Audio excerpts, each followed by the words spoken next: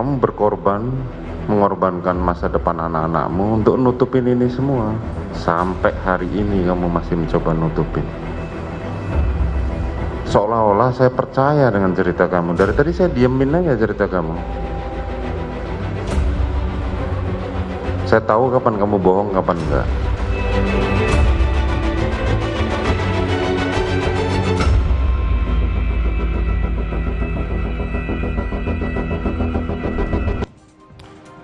Saudara Hakim Ketua Wahyu Iman Santosa menilai sejumlah kesaksian dari Ricky Rizal janggal dan tidak masuk akal, saudara. Hakim bahkan meminta Ricky untuk berkata jujur demi anak dan istrinya.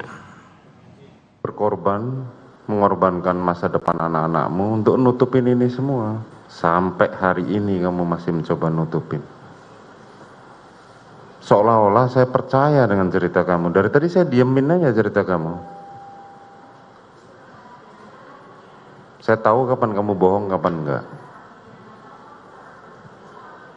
Cerita kamu nggak masuk di akal semua. CCTV itu loh, jelas. Bukti CCTV.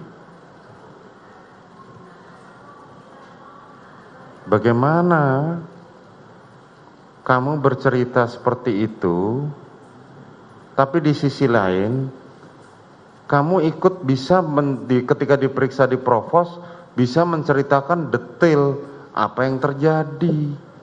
Itu kan nggak masuk di akal. Dari peristiwa saudara meninggalkan rumah Magelang sampai peristiwa di rumah di Saguling, itu cerita saudara udah nggak masuk di akal.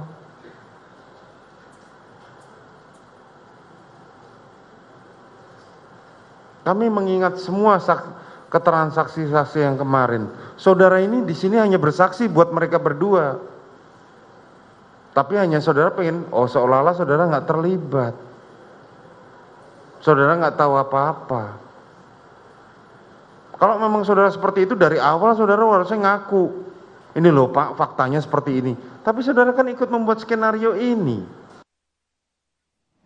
Teguran demi teguran, saudara, diberikan hakim atas keterangan dari Ricky Rizal saat bersaksi di persidangan hari ini. Bahkan hakim meragukan kesaksian dari Ricky Rizal. Lantas bagaimana pandangan pakar hukum atas sikap dari terdakwa Ricky Rizal? Selengkapnya kita bahas bersama dengan pakar hukum pidana, Kang Asep Iwan Iriawan yang telah bergabung bersama kami di Kompas Malam. Selamat malam, Kang Asep.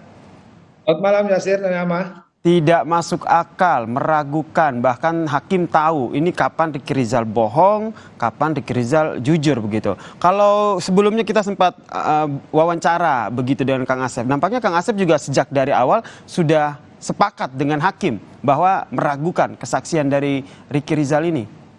Ya sepakat lah, waktu saya sama-sama hakim, dia masih hakim, saya udah mantan. Ya, tapi dengan hakim mengatakan itu sebenarnya banyak teman-teman saya hipertensi, jantung. Ya karena apa? Saksi-saksi palsu ini harusnya diproses menggunakan 174, 242. Malah kita terbawa marah-marah gitu kan? Ngapain marah-marahin? Wong jelas sudah awal juga udah ketahuan bohong gitu kan?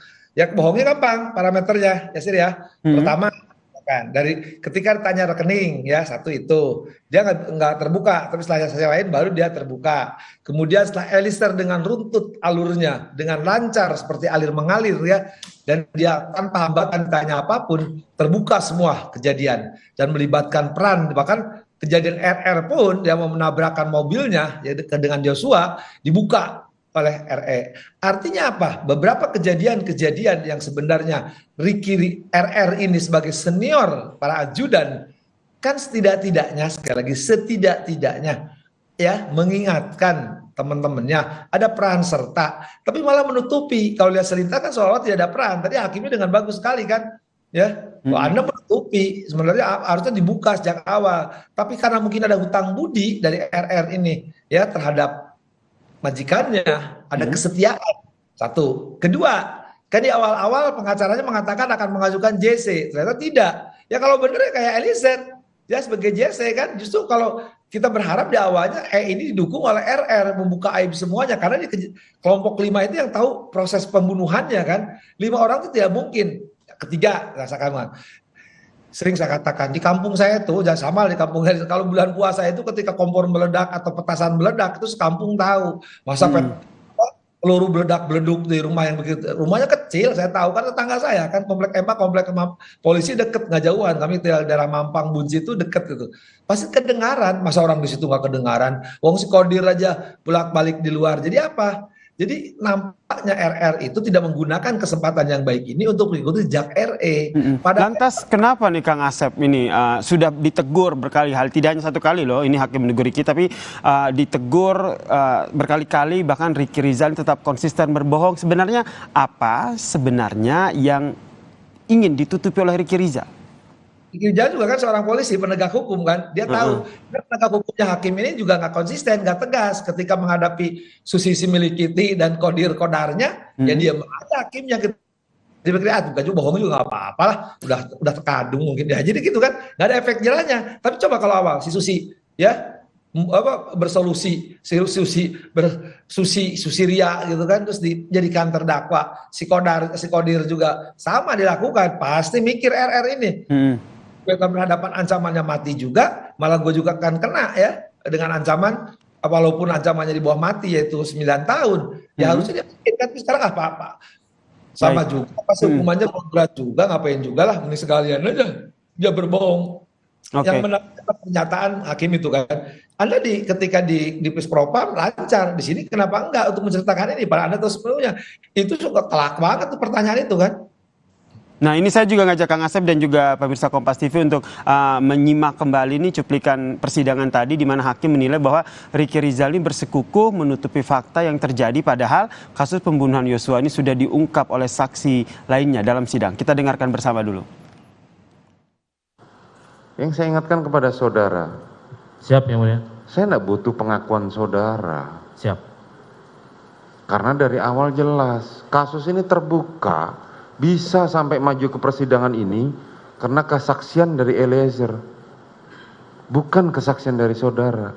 Siap. Tidak penting buat saya seperti itu. Tapi kalau caramu berbohong seperti ini, saya cuma ngingetin saudara, kasihan anak istrimu di rumah. Paham? Paham yang mulia. Kamu menutupi segala sesuatu yang sudah terjadi, masih kamu tutupin juga di persidangan ini. Kalau kamu sudah bercerita begitu, bagaimana saudara bisa bercerita di depan provos skenario seperti itu? Bahwa saudara menghindar segala macam pada saat saudara Richard menembak dengan Joshua. Bagaimana saudara bisa bercerita seperti itu? Dengan terangnya yang disampaikan oleh teman-teman saksi dari Polres Jakarta Selatan kemarin. Dari awal saudara udah tahu skenario seperti ini. Ini loh, nanti kamu akan ketika diperiksa ceritanya seperti ini. Dan itu tidak ada dalam cerita saudara tadi. Paham? Siap yang mulia. Hakim tegur Ricky Rizal karena konsisten berbohong nih Kang Asep. Tanggapannya? Ya, yang pertama kasihan lah saudara. Ya, nggak jelas lah vonisnya dihukum. Cuman hukumannya berapa? Kalau kalimat hakim sudah itu jelas tidak mungkin bebas, tidak mungkin ringan. Ya, itu udah kemarahan hakim yang memang sebenarnya, maaf ya saya katakan, sebenarnya hakim tidak boleh ngomong begitu, tidak boleh marah. Hakim tuh senyum-senyum aja, ya karena menilai. Nanti penilaian itu keluarnya di UTS, UAS gitu kan, bukan di ruang sidang. Tapi dengan nada itu bisa dipahami. Memang udah kesal banget, udah capek sidangin mungkin setiap malam sampai sore dikadalin terus, padahal dia ya marahlah keluar. Ya kasihan anak istri saudara. Kalimat itu menandakan siap-siap Anda gua penjara. Kalau lu penjara berarti anak istri yang menderita. Ya karena tadi malah mengatakan ini terbuka bukan karena kamu tapi karena Eliezer. Berarti Eliezer sementara unggul di awal emang karena tadi pertobatan, kejujuran, akomodatif maupun kooperatif ya daripada si Eliezer. Eliezer udah mendapat penghargaan khusus dari majelis. Artinya apa? Bahwa ini baru RR yang kena. Saya berharap, tapi mungkin besok itu KM yang menarik justru nanti ketika dihadapkan ini dengan FS dengan PC, wah itu akan menarik lagi. Saya berkali-kali kan depan Yasir. Saya berharap hakimnya marahnya ini kalimat itu terungkap di depan FS. Berarti Kang Asep secara tidak langsung menilai bahwa sebenarnya majelis hakim sendiri sudah mengarah, berarti percaya dengan apa yang bukan percaya, lebih kepada setuju dengan apa yang disampaikan oleh Richard Eliezer ketimbang dengan Ricky Rizal. Ya, yang pertama sebenarnya udah unsur di 340 pembunuhan berencana udah jadi barang ini. Tinggal kembang-kembangnya untuk meyakinkan hakim bagaimana nih peran masing-masing saat itu. Mungkin ada satu lagi yang penting nanti ya dari tanda petik jadi hadapkan atau dikonfrontirnya dengan dua orang lagi, itu PC sama FS. Tapi yang lebih menentukan lagi yang akan telak, ya sekali lagi telak ya. Sekarang kan kejadian mereka pelaku-pelaku di lapangan itu bisa berbohong, bisa berbeda, tapi yang tidak akan terbantahkan nanti keterangan ya ahli balistik dan ahli forensik. Ahli balistik kan mengatakan tembakan sekian jarak, luka di mana, peluru apa, senjata apa. Nanti harusnya berarti Kang Asep, berarti harusnya itu sudah terlihat dengan jelas bahwa Ricky Rizal ini memang terlibat dalam pembunuhan berencana ini. Kalau kita lihat dari persidangan, lantas kenapa akhirnya sampai saat ini Ricky Rizal masih saja konsisten berbohong? Anda melihatnya seperti apa ini? Ya kita nggak bisa memaksa orang di pengadilan itu. Gini, kalau kan ini sebenarnya pemeriksaan saksi, tapi seolah-olah seperti terdakwa diperiksa, ya persis seperti Eliezer kemarin, karena ini digabung-gabung itu persisnya tidak jelas begini. Jadi besok kalau sebagai terdakwa tanya apa lagi, karena sekarang pasti sama. Ya ketika keterangan di Richard, keterangan dia sebagai saksi, artinya apa? Jadi hakim udahlah, lu sebagai terdakwa aja gua anggap keterangan terdakwa ya tidak berlaku, hanya berlaku bagi dirinya karena sebagai satu bukti. Kedua, kalau dia sebagai saksi, saksinya akan dikesampingkan keterangannya, karena pasti hakim dalam pertimbangannya ketika melakukan penembakan, ya sekali lagi, ketika penembakan diketahui oleh PC, oleh FS, oleh KM. Bahkan nanti di perencanaan ya hakim pasti saya berani bertaruh ya, justru ketika sekali lagi bukan diperintahkan kalimatnya, berani nggak kamu nembak, jadi penawaran terhadap RR ya, RR itu ditawarkan sebagai seniornya para ajudan ya, dia sudah waspada ini kan, tahu kata tadi kalau keterangan pengacara tadi acara itu ya siang itu. Baik, Kang Asep, kemudian yang menarik juga ini hakim juga menyebut bahwa terdakwa Ricky Rizal ini tidak hanya diperintah membunuh, tapi juga mencuri uang Yosua. Nih, pernyataan hakim ini dilontarkan setelah Ricky mengaku memindahkan uang sebesar 200 juta rupiah nih dari rekening Yosua ke rekening Ricky Rizal 3 hari setelah kematian Yosua. Sebelum ditanggapi, saya ajak dulu nih Kang Asep dan juga pemirsa Kompas TV untuk mendengarkan keterangan yang tadi disampaikan di muka persidangan. Saudara ini sudah disuruh membunuh, masih disuruh mencuri pun juga saudara lakukan. Siap, saya tidak disuruh membunuh yang mulia. Ya kan tadi itu saudara suruh membunuh tapi saudara tidak mau kan? Benar kan? Sekarang tapi disuruh mencuri mau. Siap, saya tahu kalau itu uangnya ibu juga yang mulia. Kan tadi di awal saya udah nanya. Tahu nggak rencana? Kenapa sih Pak bukan pakai nama mereka? Saudara ini kan polisi kan? Siap. Simple kan? Siap. Rekening atas nama Joshua, rekening atas nama saudara. Siap, kalau betul. sekarang gantian, pertanyaannya bahwa itu duit siapa kan nggak penting. Siapa yang punya rekening itulah merasa duitnya, kan begitu? Benar nggak? Siap yang mulia. Tapi kami kalau saudara dibalik, saudara yang dibunuh, terus uang saudara diambil, coba bayangkan. Ya, saudara disuruh ngambil duit seperti itu 200 juta, saudara pindahkan. Alasannya, oh itu kan uang operasional, tahu pemiliknya udah mati. Benar nggak? Siap yang mulia. Saudara lakukan juga kan? Siap, karena ya itu tadi yang mulia. Mohon izin saya jelaskan bahwa saya tahu kalau itu uang milik bapak dan ibu untuk operasional.